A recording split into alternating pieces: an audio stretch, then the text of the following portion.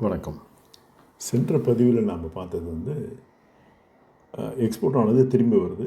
அந்த மாதிரி சிச்சுவேஷனில் notification number 45 of 2017 பயன்படுத்தி அவங்க ஜிஎஸ்டி கட்டலை அப்படின்னு சொல்லியிருந்தேன்.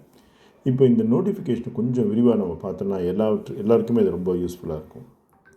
இந்த நோட்டிஃபிகேஷன் எப்போ இஷ்யூ பண்ணாங்கன்னா 2017, அதாவது இந்த ஜிஎஸ்டி வரும் நேரத்தில், ஜிஎஸ்டி ஜூலை 1 வந்தது. அதுக்கு ஒரு நாள் முன்னாடி ஜூன் 30 இதை கொடுத்துருக்காங்க. அதாவது எக்ஸ்போர்ட் ஆனது திரும்பி வருது.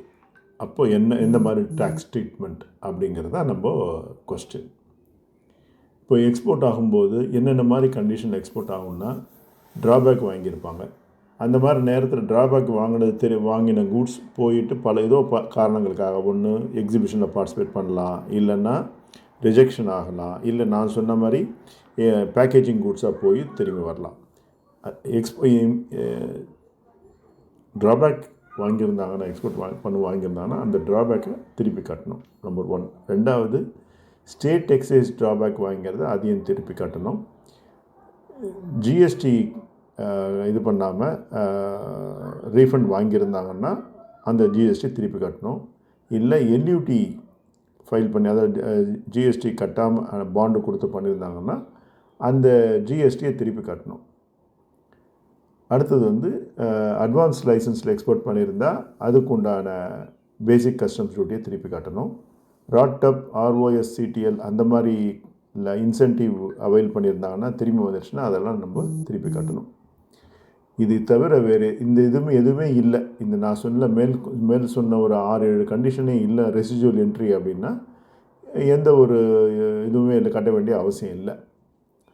இப்போ முக்கியமான இதில் 2 விஷயம் என்னென்னா, ஒன்று ஐடென்டிட்டி எஸ்டாப்ளிஷ்மெண்ட் சொல்லுவோம். எக்ஸ்போர்ட் ஆனது தான் திரும்பி வந்தது அப்படிங்கிறதுக்கு ப்ரூவ் பண்ணணும் எக்ஸாமினேஷன் அப்போது.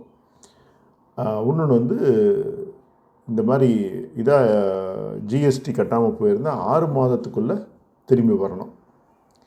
மற்றபடிக்கு இன் ஜென்ரல் பார்த்திங்கன்னா 3 வருஷத்துக்குள்ளே திரும்பி வரணும். ஏதோ காரணங்களுக்காக அங்கே ப்ராஜெக்ட்ஸ்க்காக போச்சு, டிலே ஆகுது அப்படின்னா இன்னும் 2 வருஷம் வரைக்கும் கமிஷனர் பர்மிட் பண்ணலாம்.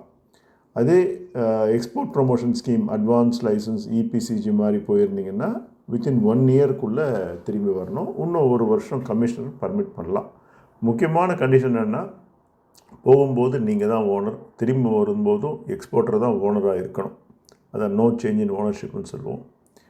அதே மாதிரி இந்த ரீஇம்போர்ட் பண்ணும்போது கஸ்டம்ஸ்க்கு எப்படியும் பில் ஆஃப் என்ட்ரி ஃபைல் பண்ணுறீங்க, அதை நம்ம தெரிவிக்கணும். இதுதான் நோட்டிஃபிகேஷன் நம்பர் 45 ஆஃப் 2017.